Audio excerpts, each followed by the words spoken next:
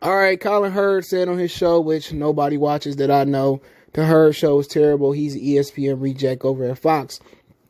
But he says that Dan Campbell for the Detroit Lions, the new head coach, will be the Freddie Kitchens of Detroit. Let's talk about it. Hit that subscribe button, bell icon button, share the video, and basically what he don't know nothing about sports. He ain't never scored a touchdown, blocked or scored or hit a layup in the game ever. Okay. I don't understand why ESPN find these journalists who don't have no ability to play the sport on no level. All right, but the difference was Freddie Kitchens was a play caller that wasn't ready for a team full of divas. All right, from Baker Mayfield to Odell Beckham to Jarvis Landry. We had a lot of guys over there that he wasn't ready for. Okay, he was an offensive coordinator, not an assistant coach, and pretty much nobody heard of Freddie Kitchens before. Okay, Dan Campbell was an assistant coach. Right, he was a coach in Miami. Matter of fact, he played many years in this league, so he knows what it is. And Sean Payton went out and got him handpicked him and showed him the ropes, from drafting players to building an offense. So the difference is Dan Campbell ain't coming here to call plays. And what Colin Hurd don't know, there's plenty of NFL coaches that's in the league coaching right now that never call plays, offensively or defensively. Brian Flores, I believe, is one. On a national football level, Mike Vrabel is another one, and he made it to the AFC Championship game last year. Okay, so just people think being a head coach is calling the plays. No, it's not. Being a head coach is just taking over the defense. And no, that's why you got assistant coaches. That's why you got the DB coach, the line coach. That's the difference. That is why you got those guys. Most people don't even know. It's hard to make travel schedules, manage coaching, walk through, deal with all the issues on, with the team and do all that stuff. Coaching requires a lot. Overlooking the special teams game plan, the defense game plan, the offense game plan. It don't work like, Matt LaFleur just handled the offense and he let Mike Pitton, the defensive coordinator, do it. No, it don't work that way. If that was the case, there'd be co-head coaches. And Freddie Kitchens didn't have no experience being an assistant coach. All his experience was being a positional coach, offensive coordinator, or whatever he was. And what Freddie Kitchens tried to do was call plays and be a head coach, and that's one of the most impossible things to do, especially for a first-time head coach. You try to come in and manage personalities, and and remember that game on they was like 3rd and long, and he ran a draw play, and they was behind versus the Rams. Maybe Hurd right. Maybe he do. Dan Campbell do spin out 1 year and they fire him. But you do know Colin Hurd, they signed him to a 6-year deal. You do know he played in the National Football League, and I don't think Freddie Kitchens did. You do know he was assistant coach, not just a tight end coach. You do know Sean Payton handpicked him to show him the ropes about how to be a head coach. So there's a whole bunch of different differences between him and Freddie Kitchens. He's not going to be calling plays his first year. And it's amazing how Fox and ESPN it's like the stupider that you are, the more publicity or the more profile you get. What is Colin Hurd's background? Did he play in college? Did he play in high school? What gives him the right to go up there to speak and give an opinion? That's my issue. What has he ever done? The ESPN reject. Seriously, what has he ever done to have an opinion in sports? You got a degree in journalism. That don't make you feel what an athlete feel. They don't make you run the 100 meter. They don't make you score a touchdown. Just because you got a degree, that don't mean nothing. Because you're a journalist, because you know how to, and then you still need an editor most of the time when you're a writer. That's my issue with it. They let idiots like him talk like shit. He should be at Costco's bagging groceries. And did he bring up these differences? No. And on top of that, Freddie Kitchens got a promotion that he didn't deserve in the organization. That's the difference. Dan Campbell ain't here to work magic on the quarterback. He ain't here to call plays. He here to be the leader of men. That's the difference. He here to be the leader of men. Now, am I guaranteed Dan Campbell gonna work out? No. But what I am saying is that with Freddie Kitchens, it's a whole bunch of differences there. He was never groomed to be a head coach. He was never groomed to be assistant coach. That wasn't his profile. That was Dan Campbell's profile. There was he was already an interim head coach. Did Colin Hurd know that?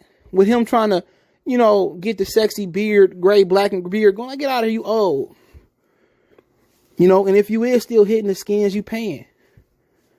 You just get tired of him and Doug Gottlieb and, Kendrick Perkins. And then Kendrick Perkins played the game. And he's still an idiot, so maybe they ain't got nothing to do with it. But this Freddie Kitchen comparison is just ludicrous. Crazy. Stupid. Retarded. Dumb. It is. Because there's a lot of things that separate him and Dan Campbell. A lot. But I know what he sees. He see the same old Browns, the same old Lions. That's what he's seeing. Nobody else wanted Dan Campbell. Yeah, we questioned that as well. But if everybody else wanted the poison candy and ate it, would you eat it?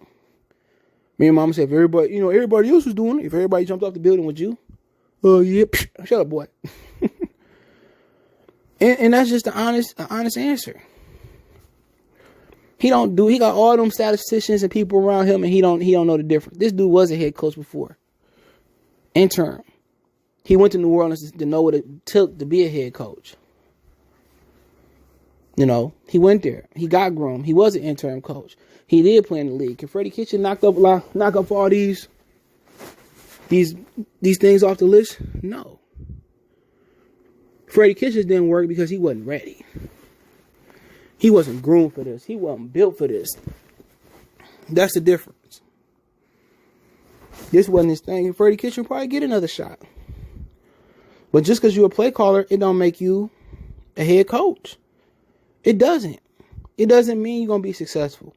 We've seen a whole bunch of play callers not be successful. Romeo Cornell, Charlie Weiss, Josh McDaniels, Bill O'Brien. Come on. What's y'all boy Mike McCarthy? All the Cowboys fans were screaming that was an upgrade. Jason Garrett. That don't guarantee you to be a great head coach. A great head coach is about how you manage men, how you lead men, how you manage personalities. Mike Tomlin, was he ever a play caller in this league? He really almost, outside of Bill Belichick and Sean Payton, Andy Reid, he like the platinum standard for coaches. Was he ever a play caller? I don't remember. Jim Caldwell was a play caller. And he didn't win a Super Bowl as a head coach, but he was a hell of a head coach. Being a head coach, if you want to be a play caller, go do defense, offensive, special teams. John Harbaugh was a special teams coordinator. He wasn't a defensive, offensive guy, but he knew how to coach. That's the difference. He knew what he doing.